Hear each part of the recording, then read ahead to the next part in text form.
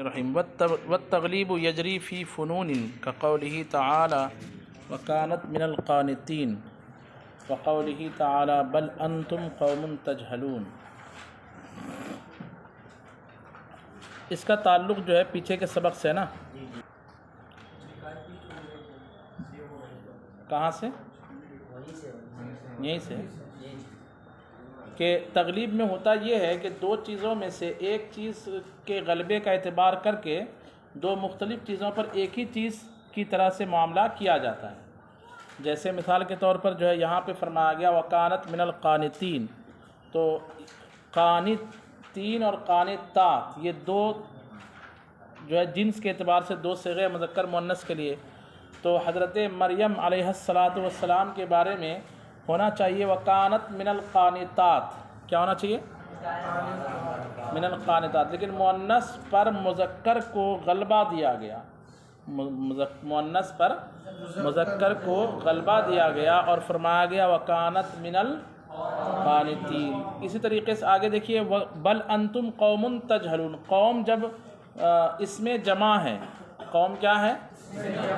تو بل انتم قوم یجہلون ہونا چاہیے، بلکہ تم ایسی قوم ہو جو جہالت کرتی ہے، لیکن یجہلون کے بجائے غائب اور حاضر میں سے غلبہ دے دیا گیا کس کو؟ ہاں، غائب اور حاضر میں سے۔ یہاں پہ دو چیزیں ہیں، غائب اور صیغہ اور حاضر صیغہ، تو دو صیغوں میں سے حاضر صیغے کو کیا دے دیا گیا؟ یعنی انتم چاہتا ہے کہ تجہلون ہو اور قوم چاہتا ہے کہ یجہلون ہو، تو جو ہے تجہلون کہہ کر انتم کو قوم پر کیا دے دیا گیا؟ غلبہ دے دیا گیا۔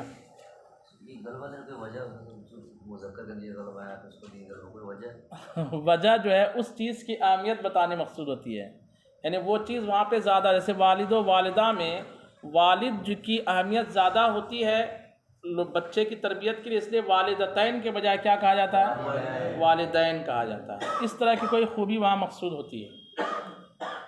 اچھا، اس کے بعد وَمِنْهُ أَبَوَانِ وَنَحْوُهُ، کہتے ہیں اور اسی قبیل سے لفظ ابوان اور اس کے مثل چیزیں ہیں۔ اس کا مطلب سمجھ میں آ گیا؟ کس قبیل سے؟ غلبے والے، تغلیب کی صورت میں۔ وَمِنْهُ أَبَوَانِ وَنَحْوُهُ، اور اسی سے ابوان اور اس کے مثل ہے، یعنی ابوان جیسی مثالیں بھی تغلیب کی مثال ہے کہ نہیں سمجھے بات کو؟ ماں کو کہا جاتا ہے امن، اور باپ کو کیا کہا جاتا ہے؟ ابن، اور ماں باپ کو کیا کہا جاتا ہے؟ ابوین بھی کہا جاتا ہے۔ کیا کہا جاتا ہے؟ تو ابوین کا معنی ہوگا دو باپ، لیکن ابوین دو باپ کو نہیں بولتے بلکہ کس کو بولتے ہیں؟ ماں باپ کو بولتے ہیں۔ سمجھ میں بات آ گئی؟ تو باپ ماں کو بھی یہاں کیا کہا گیا؟ اب کہا گیا، دو باپ، تو باپ کو یہاں پہ اب لفظ اب کو کیا دے دیا گیا؟ غلبہ دے دیا گیا لفظ پر۔ یہ یہاں تک ایک تغلیب کی بات مکمل ہو گئی۔ واپس پھر سے چلتے ہیں، بات چل رہی تھی اذا اور ان کے بارے میں نا، اذا اور ان کے بارے میں۔ اب کہتے ہیں وَلِكَوْنِهِمَا لِتَعْلِيقِ أَمْرٍ بِغَيْرِهِ فِي الْإِسْتِقْبَالِ كَانَ كُلٌّ مِّن جُمْلَتَيْ كُلٍّ فعلیتاً استقبالیتاً۔ یہاں پہ قاعدہ بیان کر رہے ہیں، اور قاعدے کی وجہ کے ساتھ کہ یہ دونوں یعنی اذا اور ان کے ذریعے چونکہ ایک چیز کو دوسری چیز پر زمانہ مستقبل میں، کس میں؟ تعلیق کے لیے، تعلیق کے معنی کے لیے ان دونوں کا استعمال ہوتا ہے۔ ایک چیز کو دوسری چیز پر معلق کرنا کس زمانے میں؟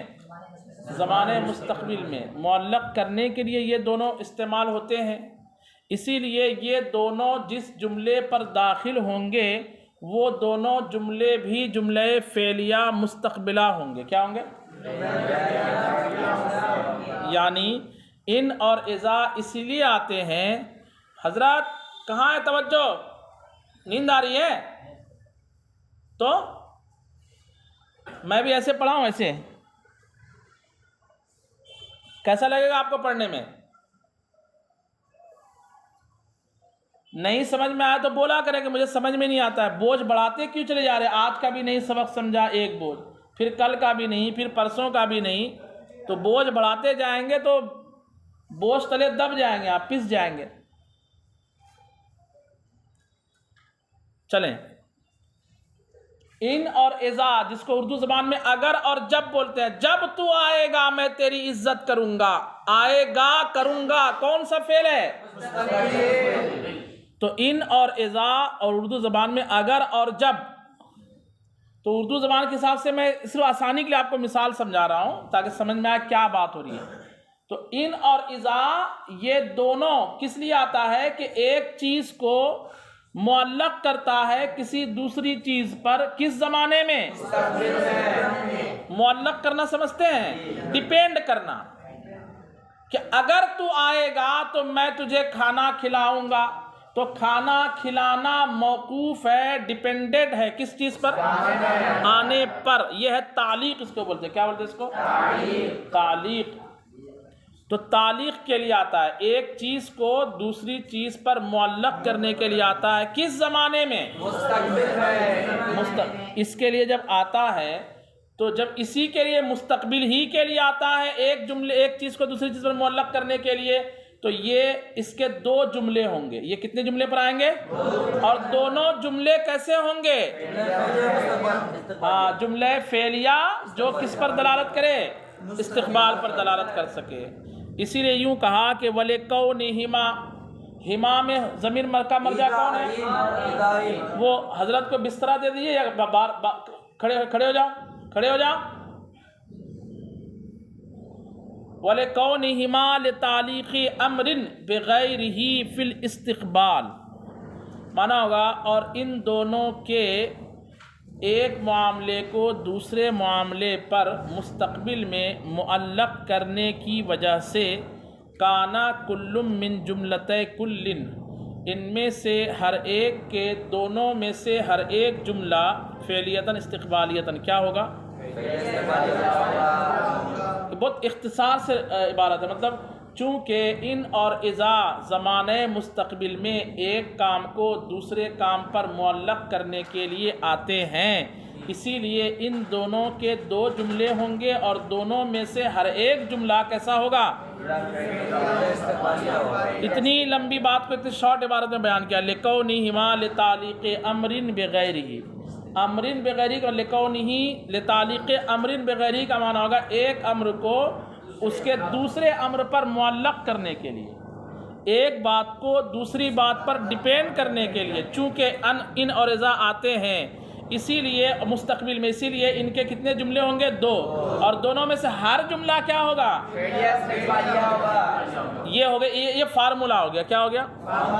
کہ دو جملے ہوں گے، دونوں میں سے ہر جملہ جملہ فعلیہ، وہ مضارع نہیں بول رہے ہیں، استقبالیہ بول رہے ہیں۔ استقبالیہ کے لیے کوئی الگ سے صیغہ نہیں آتا، جو مضارع کا صیغہ وہی مستقبل کا صیغہ ہے، ایسی ہے نا؟ مطلب جملہ فعلیہ استقبالیہ کا مطلب فعل مضارع آتا ہے، کیا آتا ہے؟ فعل مضارع۔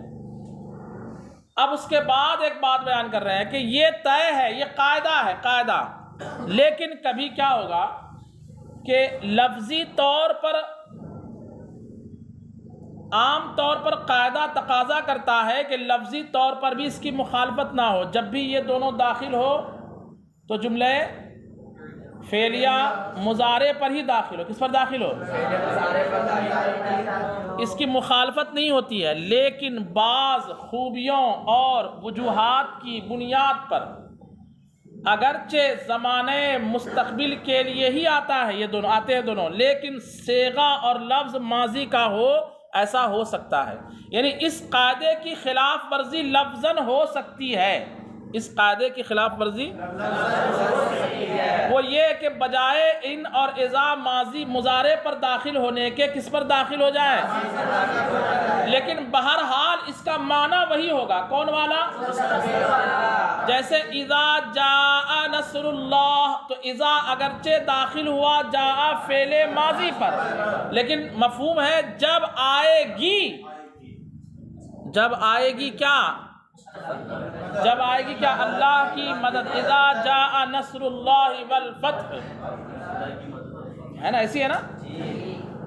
وَرَأَيْتَ النَّاسَ يَدْخُلُونَ فِي دِينِ اللَّهِ أَفْوَاجًا، جب یہ دو چیزیں دیکھ لیں کہ اللہ کی مدد آ گئی اور لوگ جوق در جوق اللہ کے دین میں داخل ہو رہے ہیں، فسبح بحمدی، یہ اس کی جزا ہے، اس کی کیا ہے؟ تو پھر اللہ کی تسبیح بیان کیجئے، حمد بیان کیجئے۔ تو دونوں سے مستقبل کے ترجمہ مستقبل والا ہوا، اگرچہ ایک داخل ہوا ماضی پر اور آگے فعل امر ہے، لیکن فعل امر مستقبل کے لیے آتا ہے۔ کس کے لیے آتا ہے؟ مستقبل کے لیے۔ تو یہ لفظی مخالفت یہاں پہ ہوئی کہ نہیں ہوئی؟ اذا یجیء نہیں کہا فرمایا گیا، بلکہ کیا فرمایا گیا؟ تو یہ لفظی طور پر مخالفت نہیں ہوگی، لیکن جب ہوگی تو کوئی نہ کوئی ہوگی۔ کب؟ یہ جب کوئی نقطہ ہو حاصل کرنا، کوئی باریکی حاصل کرنی ہو، جب کوئی خوبی اور جو ہے کوئی کیا بولتے ہیں کہ وجہ ایسی ہو کہ جس وجہ سے لفظی طور پر مضارع کے صیغے کے بجائے وہاں پر کیا لا لیا جائے؟ ماضی کا صیغہ۔ کہتے ہیں وَلَا يُخَالَفُ ذَلِكَ لَفْظًا، اور لفظی طور پر اس سے مخالفت نہیں کی جائے گی إِلَّا لِنُقْطَةٍ، مگر کس وجہ سے؟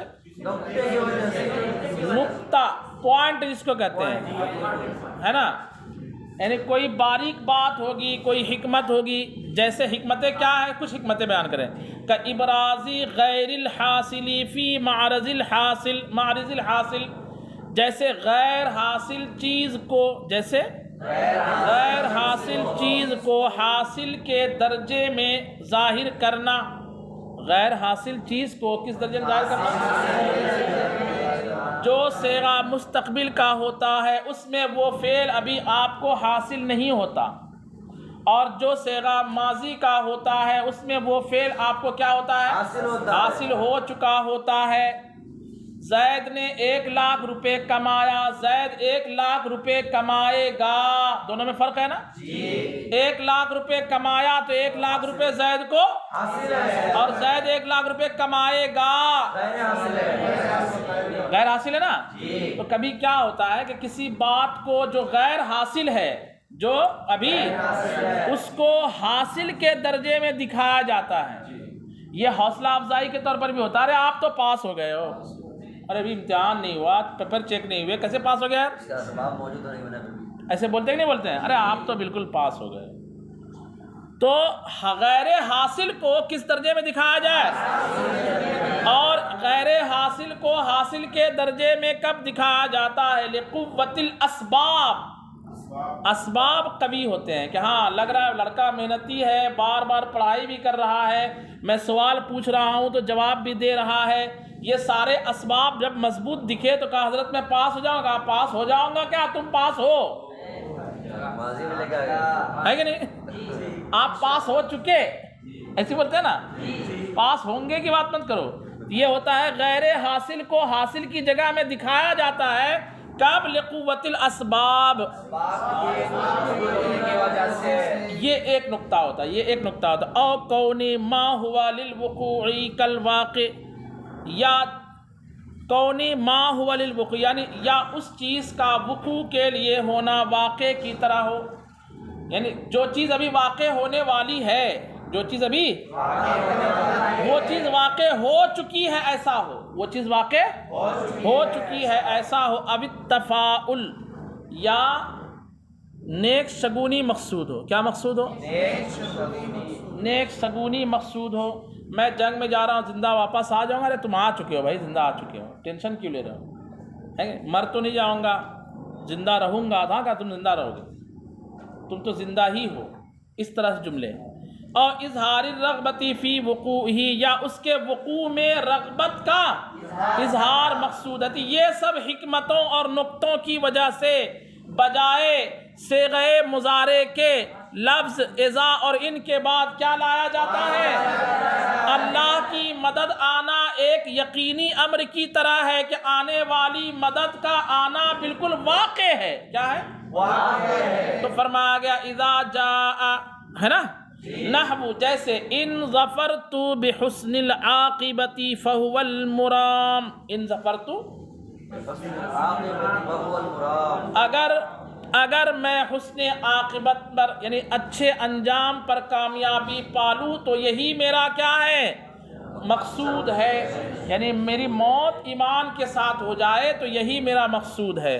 تو موت آئندہ ہونے والی ہے، میں کامیاب ہو جاؤں گا، یوں بولنا چاہیے کہ اگر میرا انجام اچھا ہو تو میں کامیاب، لیکن فرمایا گیا ان کہا گیا ان ظفرتو، ان اظفر نہیں، کیا کہا جا رہا ہے کہ ان ظفرتو بحسن العاقبت، حسن عاقبت سے اگر میں کامیاب ہو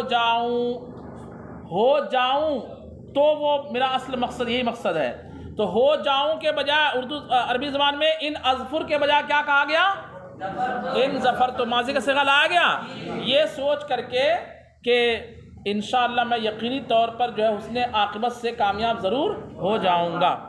فَإِنَّ الطَّالِبَ، اس لیے کہ طلب کرنے والا اذا عزمت رغبتہ، جب اپنی پسند کو وہ بڑی سمجھنے لگے، اذا عزمت رغبتہ، جو اپنی پسند کو کیا سمجھے؟ وہ عظیم سمجھے، فی حصول امر، کسی معاملے کے حاصل کرنے میں، یکسر تصورہ، تو اس کا بار بار کیا کرتا ہے؟ وہ تصور کرتا ہے، یکسر تصورہ ایاہ، تو اس کا تصور وہ زیادہ کرتا ہے، فربما یخیل الیہ حاصلا، تو کبھی کبھی اسے وہ حاصل خیال کر لیتا ہے کہ وہ چیز اس کو کیا ہو چکی ہے؟ حاصل ہو چکی ہے، حالانکہ حاصل ہونے والی رہتی ہے۔ یہ سب حکمت کی وجہ سے زمانے مضارع کے بجائے، صیغہ مضارع کے بجائے کیا لا لیا جاتا ہے؟ وعلیہ، کہتے ہیں اسی بات پر ہے، یعنی اسی وجہ سے، جو ہم نے کہا نا، اسی وجہ سے قرآن پاک میں ایک جگہ فرمایا گیا ان اردنا تحسنا، ان یریدنا نہیں فرمایا گیا، بلکہ ماضی کا صیغہ کیا لایا گیا؟ یہ جو ہے نا کنیزوں کے بارے میں، کس کے بارے میں ہے؟ کہ کنیزوں کو برے کام کرنے پر مجبور نہ کرو، ان اردنا تحسنا، اگر کنیزوں کا ارادہ کس چیز کا ہے؟ پارسائی حاصل کرنے کا ہے، تحسن نہیں پارسائی، تحسن کا معنی یعنی کنیزیں اگر جو ہے وہ پردہ کرنا چاہتی ہے، دوسروں تمہارے دوستوں احباب کے سامنے نہیں آتی ہے، اس سے بچنا چاہتی ہے، اس طرح پرہیزگار کوئی کنیز ہے تو اس پر جو ہے وہ پابند ہے، تو اس کو پابند ہی رہنے دو، اس کو لوگوں سے فری مت کرو، اگر اس کا ارادہ کیا ہو؟ پارسائی کا۔ تو ان یریدنا تحسنا کے بجائے کیا کہا گیا؟ کیونکہ پارسائی ایک محبوب اور مطلوب شے ہے، پارسائی کیا ہے؟ محبوب اور مطلوب شے ہے، اور اس کو حاصل کرنے میں لوگ رغبت کرتے ہیں، کیا کرتے ہیں؟ تو جس چیز میں بندہ رغبت کرے تو وہ چیز حاصل کی طرح ہو جاتی ہے، وہ چیز کیا ہو جاتی ہے؟ حاصل کی طرح ہو جاتی ہے۔ اس لیے ان یریدنا تحسنا کے بجائے کیا فرمایا گیا؟ ان اردنا تحسنا۔ قال السکاکی، اور سکاکی نے کہا، اول التعریض، ان کبھی کبھی تعریض کے لیے بھی آتا ہے، کس کے لیے؟ اب تعریض کون سی بلا ہے؟ تعریض کا لفظی معنی ہوتا ہے پیش کرنا، تعریض کا لفظی معنی پیش کرنا، تعریض کا لفظی معنی پیش کرنا، عرض بولتے ہیں، عرض گزار ہوں، اس کو بولتے ہیں عرضی پیشی کو بولتے ہیں۔ تو تعریض کا معنی پیش کرنا، یہاں مراد کیا ہے؟ کبھی کبھی کیا ہوتا ہے کہ ایک کام جو سامنے والے نے نہیں کیا، سامنے والے سے وہ کام ہو نہیں سکتا، ٹھیک ہے، بلکہ وہ کام کسی اور سے ہوگا، وہ کام کسی لیکن اس کام کو اسی کے لیے پیش کر کے کہا جاتا ہے کہ اگر تم نے یہ کام کیا تو ایسا ایسا ہو جائے گا، وہ کام وہ کر نہیں سکتا، ٹھیک ہے، وہ کام اس کے سامنے کوئی اور کرے گا۔ جیسے چھوٹے چھوٹے بچے ہوں، وہ بڑی بدمعاشی کر رہے ہیں، اس کو ہم پیٹ نہیں سکتے ہیں، اس کو ڈرا دھمکا نہیں سکتے، ڈانٹ نہیں سکتے، چھوٹے بچوں کو ڈانٹنا نہیں چاہیے۔ ایک سمجھدار بچہ ہے، ٹھیک ہے، چھوٹے بچے گندا ہو جاتے، بارش میں جا کے نہا رہا ہے، دھوم دھڑاکا پورا مچا رہا ہے، اب اس کو سمجھانا ہے، کیسے سمجھاؤں؟ ایک بڑے بچے کو جو بڑا سمجھدار ہے، اس کو بولوں گا بیٹا اگر آج سے تم بارش میں گئے تمہاری ٹانگ توڑ دوں گا میں، اگر تم آج سے، اور جو دھوم دھڑاکا مچا رہے ہو نا، پانی وانی ادھر ادھر گرا رہے، اتنا ماروں گا، بہت پیٹوں گا اگر آج کے بعد ایسا کرو گے تو اس کو تو بولا، وہ تو نہیں کر رہا دھوم دھڑاکا، وہ تو بارش میں نہیں جا رہا، پھر بھی میں کیا کر رہا ہوں، اگر تم آج کے بعد بارش میں نہانے جاؤ گے تو میں تمہاری ٹانگ توڑ دوں گا۔ تو جتنے سناٹے میں ادھر بچے بیٹھے ہوئے ہیں وہ بولیں گے یہ بڑے آدمی کو جو ہے، تو اصل مقصود ان کو ڈانٹنا نہیں ہے، اصل مقصود کیا ہے؟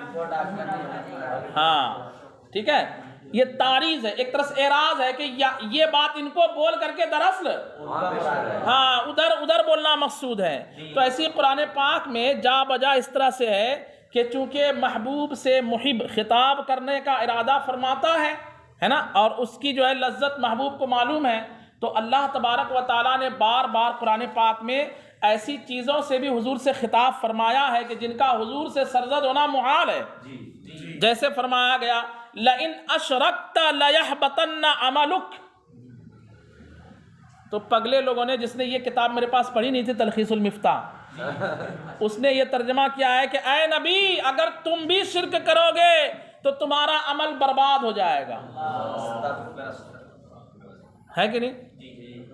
حالانکہ اعلیٰ حضرت جنہوں نے ہمیں پڑھایا، جن کی کتابیں پڑھ کر کے ہم پڑھتے ہیں، انہوں نے ترجمہ کیا اے مخاطب کسے باشد، اے سامع جو بھی ہو، مفہوم میں ترجمہ کا ذکر رہا ہوں، کسے باشد کا لفظ جگہ جگہ استعمال فرمایا۔ اے مخاطب، یہاں حضور مخاطب نہیں ہے، اگرچہ خطاب حضور سے ہے لیکن مخاطب حضور نہیں ہے، تو ترجمہ اب اردو زبان میں اس طرح ہم سمجھا نہیں سکتے نا پبلک کو، تو اعلیٰ حضرت نے یہ طریقہ نکالا ہے کہ اے مخاطب، اے سننے والے، کیا ترجمہ کرتے ہیں؟ اے سننے والے، اگر تم شرک کرو گے تو تمہارا عمل کیا ہو جائے گا؟ برباد ہو جائے گا۔ سننے والے سب کو عام کر دیا کہ اے سننے والو، یہ قرآن اتر رہا ہے نبی پر، لیکن اے قرآن سننے والے سن لو، اگر تم شرک کرو گے تمہارا عمل کیا ہو جائے گا؟ برباد ہو جائے گا۔ اس لیے بولتے ہیں صرف قرآن پڑھنا کافی نہیں ہے، قرآن پڑھنے والا دہریہ بھی قرآن پڑھتا ہے، زندیق بھی قرآن پڑھتا ہے، عیسائی بھی قرآن پڑھتا ہے، یہودی بھی قرآن پڑھتا ہے، شیعہ بھی قرآن پڑھتا ہے، رافضی بھی قرآن پڑھتا ہے، خارجی بھی قرآن پڑھتا ہے، سنی بھی قرآن پڑھتا ہے۔ قرآن تو سب پڑھتے ہیں نا، تو ایک پڑھنے والا سنی، ایک پڑھنے والا خارجی، ایک پڑھنے والا، تو قرآن کی غلطی نہیں ہے، پڑھنے اور پڑھانے والے کی غلطی ہے۔ کس کی غلطی ہے؟ اگر کوئی شخص قرآن جو ہے گستاخ سے پڑھے گا تو گستاخ بن جائے گا، کوئی قرآن رافضی سے پڑھے گا تو کیا بن جائے گا، اور کوئی قرآن عاشق رسول سے پڑھے گا تو غلطی قرآن کی نہیں ہے، معاملہ پڑھانے والے پر ہے۔ جیسا ہوگا پڑھانے والا ویسا ہو جائے گا پڑھنے والا۔ اسی کو قرآن نے فرمایا یضل بہ کثیرا ویہدی بہ کثیرا، اسی قرآن سے لوگ گمراہ بھی ہوتے ہیں اور اسی قرآن سے لوگ ہدایت بھی پاتے۔ یہ نہیں کہ قرآن گمراہ کر دیتا ہے، بلکہ قرآن جو پڑھاتا ہے وہ اسے گمراہ کر دیتا ہے۔ بات سمجھ میں آ رہی ہے؟ جی۔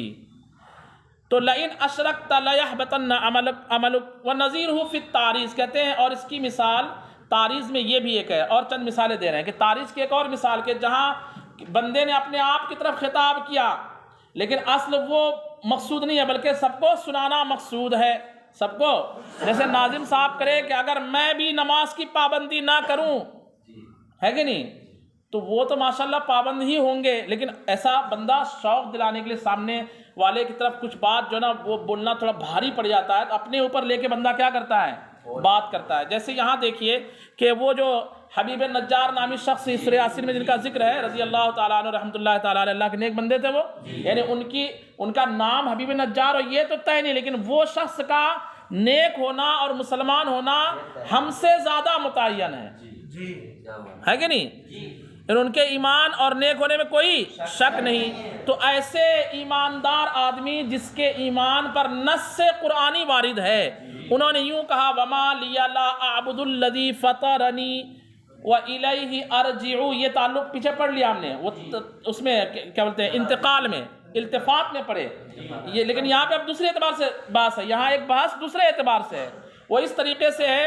التفات تو یہاں یہ ہے کہ وما لی لا اعبدو کی جگہ ادھر ارجعو کے بجائے ارجعون کے بجائے کیا فرمایا گیا؟ ترجعون، یہ التفات ہو گیا، تکلم سے خطاب کی طرف التفات۔ لیکن یہاں ایک دوسری بحث یہ ہے کہ یہاں تعریض بھی ہے، کیا ہے؟ کہ وہ اپنے اوپر لے کے بول رہے ہیں کہ اگر مجھے کیا ہوا کہ میں اس رب کی عبادت نہ کروں جس نے مجھے کیا کیا، وہ اصل میں بولنا چاہتے ہیں کہ آپ لوگ عجیب بیوقوف ہیں، آپ ان کی پوجا نہیں کرتے، عبادت نہیں کرتے جنہوں نے تمہیں پیدا کیا ہے، لیکن سامنے قوم کے بڑے بڑے سرداران تھے اور یہ غریب آدمی تھا، یہ اگر بولتے تو ان کی پٹائی چالو ہو جاتی، بات ماننا تو دور کی بات ہے، تو اپنے اوپر لے کے بولے کہ مجھے کیا ہو گیا کہ میں اپنے رب کی پوجا نہ کروں؟ یہ تو بڑی خطرناک بات ہے۔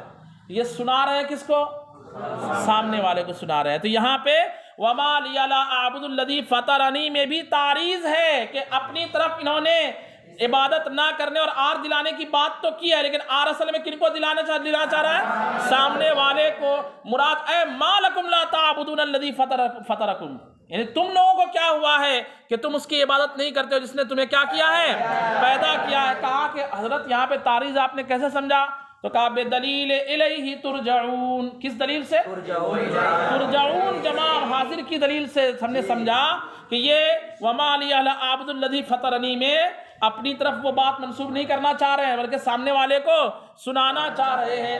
اور ایسا کیوں ہوتا ہے تو اس کی خوبی نیچے بیان کیا وہی کہ نرمی، شفقت، اور ہو سکتا ہے سامنے والا ڈائریکٹ اگر بولے یار تم سود کھاتے ہو اور جہنم میں جاؤ گے، تو سامنے بولے ہٹ بھاگو یہاں سے، ہمیں ڈرانے کے لیے یہاں پہ آ گئے۔ اور اگر کوئی یہ بولے کہ اگر میں بھی سود کھاؤں تو اللہ تعالیٰ کہیں اللہ نہ کرے میں جہنم میں نہ چلے جاؤں، اس طرح اگر بولیں گے اپنے اوپر لے کر کے تو سامنے والا بولیں گے ارے باپ رے اتنا بڑا جو ہے آدمی اپنے بارے میں۔ کوئی پیر صاحب اس طرح اگر بولے، کوئی پیر صاحب اس طرح بولے کہ اگر میں بھی ایسا کروں تو اللہ کہیں مجھے جہنم میں نہ ڈال دے، تو مرید صاحب تو تھر تھر کانپنے لگیں گے کہ ارے باپ رے پیر صاحب خود بول رہے ہیں کہ اگر میں ایسا کروں گا تو ایسا ہو جائے گا، تو میری کیا اوقات ہے؟ سامنے والا رات میں جائے گا فوراً توبہ کر لے گا، ہے کہ نہیں؟ بات سمجھ میں آ رہی کہ نہیں آ رہی ہے؟ تو یہ مقصود ہوتا ہے سمجھانے کا۔ کہتے ہیں وَوَجْهُ حُسْنِهِ، اور اس کے حسن کی وجہ کیا ہے؟ تعریض کے حسن کی وجہ کیا ہے؟ دیکھ کتنی خوبی ہے۔ تو لَئِنْ أَشْرَكْتَ لَيَحْبَطَنَّ عَمَلُكَ کے کلام کا مقصود کچھ اور ہے اور یہ پگلے لوگ مقصود کچھ اور بتاتے ہیں۔ وہ کیا بولتے ہیں؟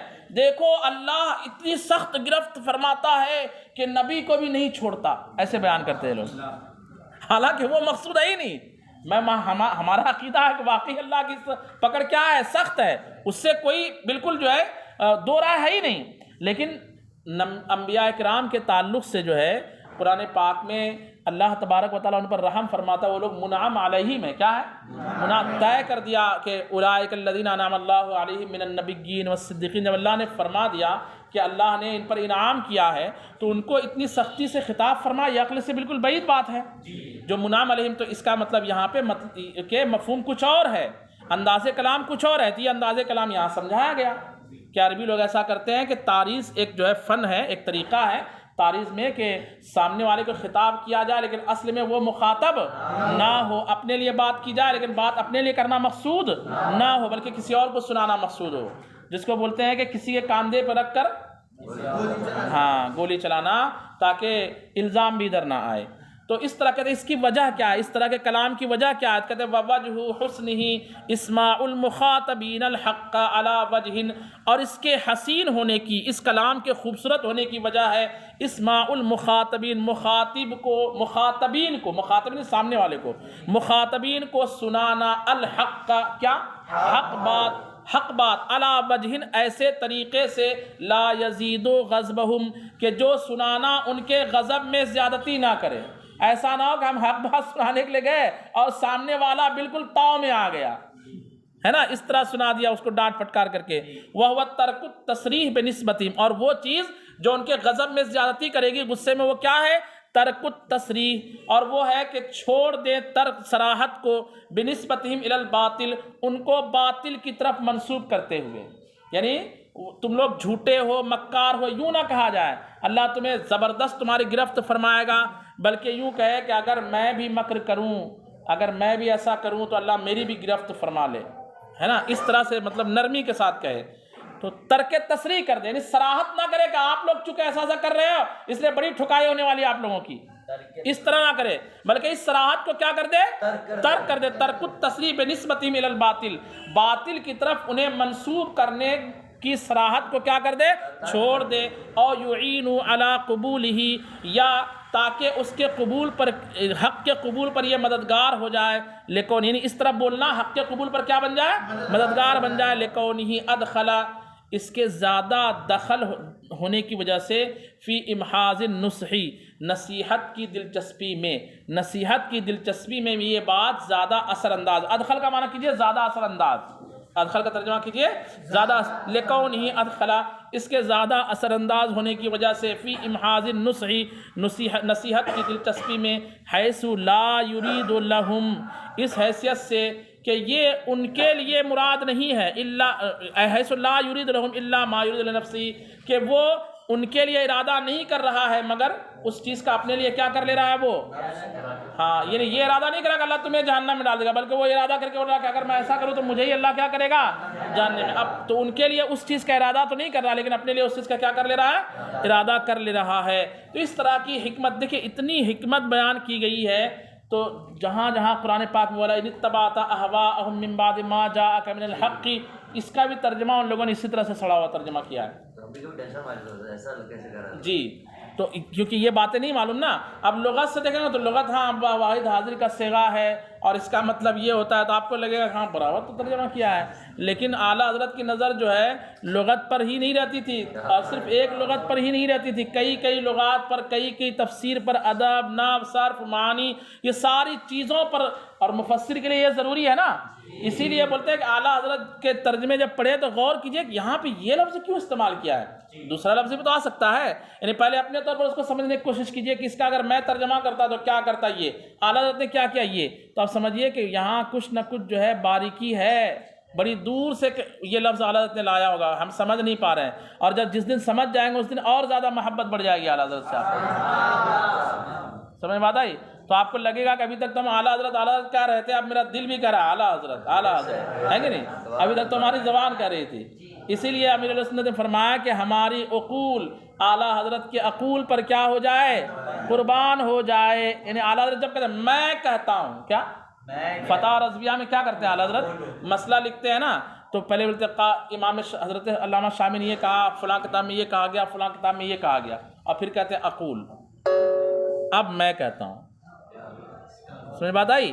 اور جب وہ کہنے پہ آتے ہیں نا تو اچھے کہنے والے لوگوں کی کہتی بند ہو جاتی ہے، اس لیے فرماتے ہیں کہ اعلیٰ حضرت کے عقول پر ہمارے عقول کیا ہو جائیں، قربان ہو جائیں۔ بس اس کے آگے انشاءاللہ کل پڑھتے ہیں۔